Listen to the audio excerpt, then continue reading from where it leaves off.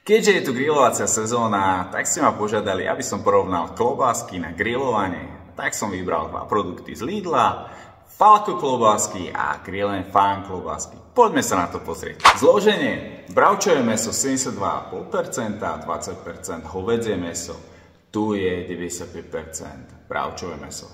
Problémom na týchto dvoch výrobkoch je, že aj tu je E250 dusitan sodný. E250 je nevhodný pre deti a používa sa proti premnoženiu baktérie Clostridium botulinum.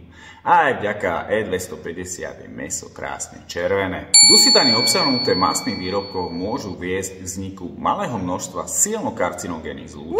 Tieto zlúčeniny nitrozamíny vznikajú pri vysokých teplotách, ale aj v žalúdku. V roku 2022 francúzska agentúra pre potraviny ANSES potvrdila pozitívnu súvislosť medzi používaním dusičnanov alebo dusitanov v spracovanom mäse a rakovinou hrubého čreva. Tu sa ešte nachádza kyselina askorbová, tu sa nenachádza.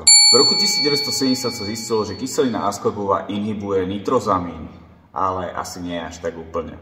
Takže za mňa obidvoje hoďte do koša, alebo raz za čas si dajte tento Grill & Fun s tou kyselinou askorbovou, ale nepreháňajte to, dobre? A vaše obľúbené sú ktoré? Tieto Falco, alebo tieto Grill & Fun, alebo nejaká iná značka?